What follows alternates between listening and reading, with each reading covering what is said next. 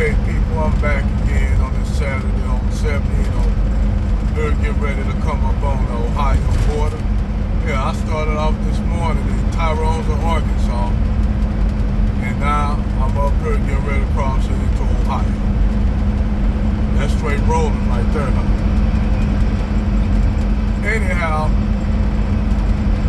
on other things that I find interesting, here's some trivia for you all.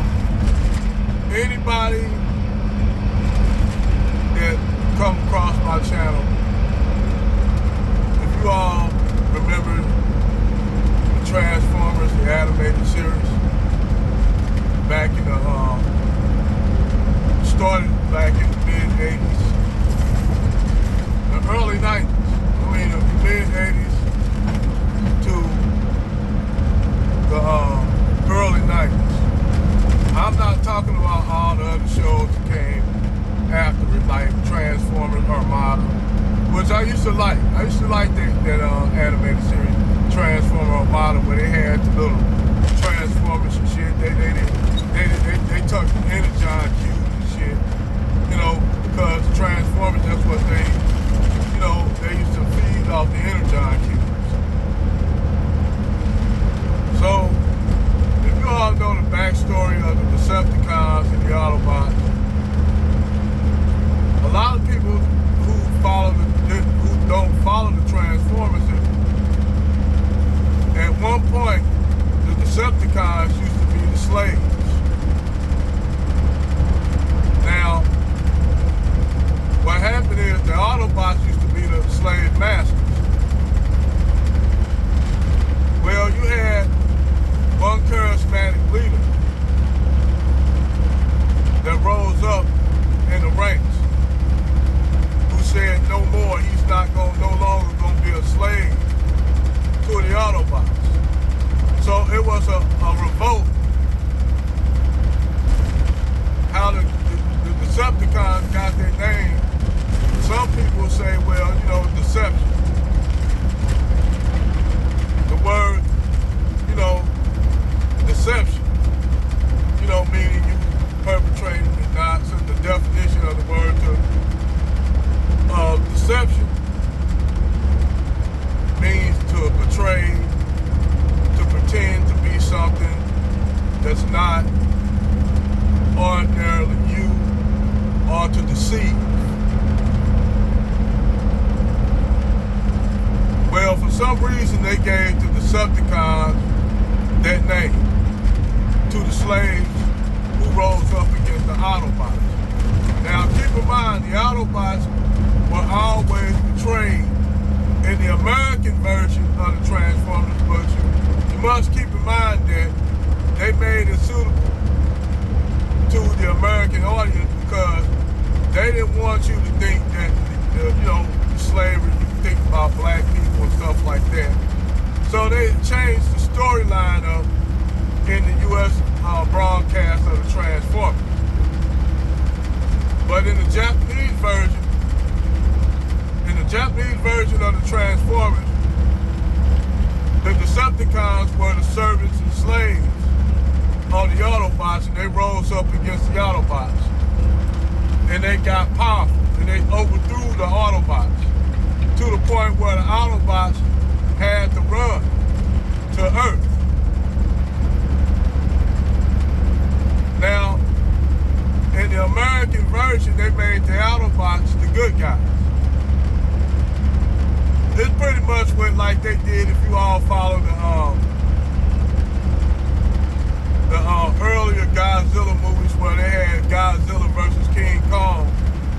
In the American version, King Kong represented the United States. Godzilla represented Japan. They made Godzilla the villain in the American version, where King Kong was the hero.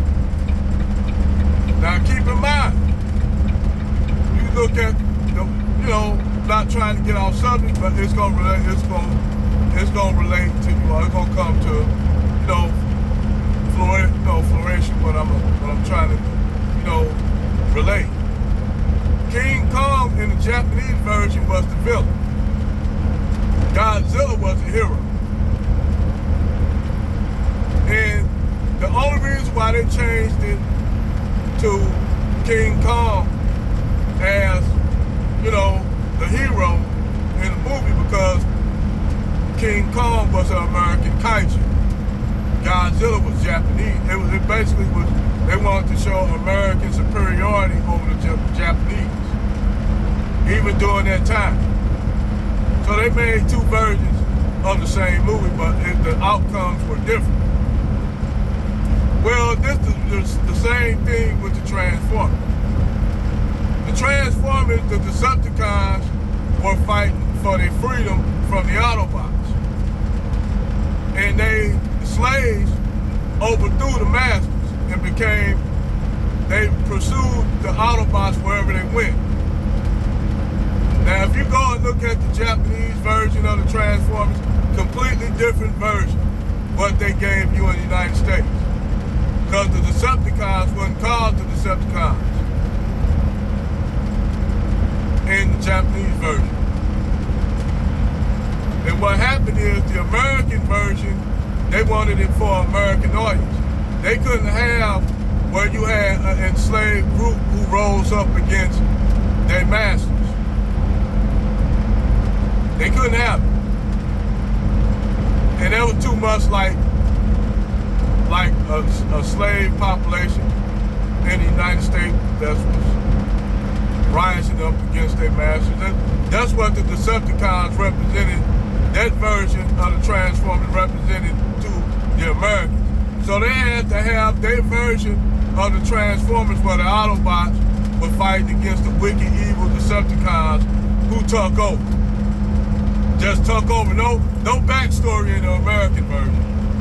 They didn't leave your backstory in the American version. Only thing they said in the American version, that the Decepticons were evil, brutal, ruthless, and they wanted to eradicate the Autobots.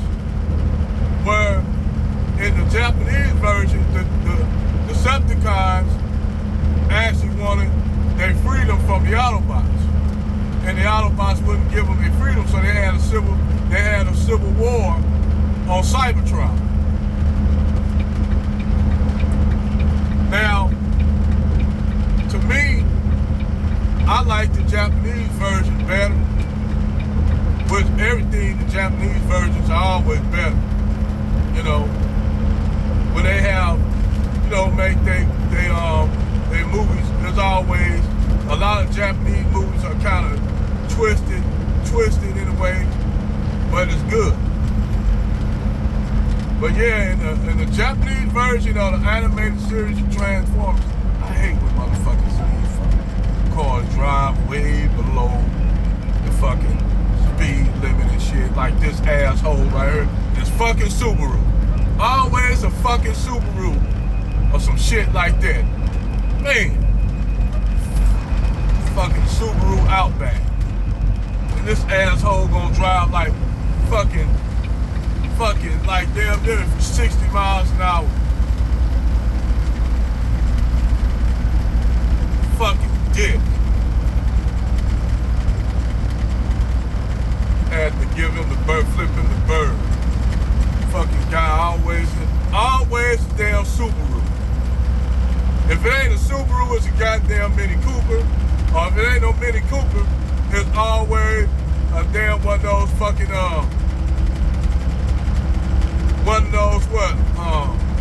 Toyota Prius. Always them fucking asshole drivers out here. Always, never fails. Either a Subaru Outback, a fucking Mini Cooper, or a Toyota Prius. Or a fucking one of those fucking Teslas. One of those fucking electric pieces of shit cars that they done told all you dumb Negroes went out here buying. Dude, I got me a Tesla. Fuck out of here. That old fucking bullshit. Anyway, back to the subject. The Japanese version Transformers was the truth. In a lot of Japanese movies, they throw a truth in it, like Dragon Ball Z. If you ever notice, the Saiyans, they used to call the Saiyans monkeys, and they had tails like monkeys and shit like that. And Frieza was afraid of the Saiyans rising up, and he heard of the legend of the Super Saiyan. Now, if you look at the story of the Saiyans and damn black people in America, don't they kind of put black people in the kind of the realm of the Saiyans? It'll make you damn near think that Toriyama was actually throwing a hint about us. It'll make you think that, you know, that he was throwing a hint about black Americans, you know, by the fact that we was kicking ass in sports and shit.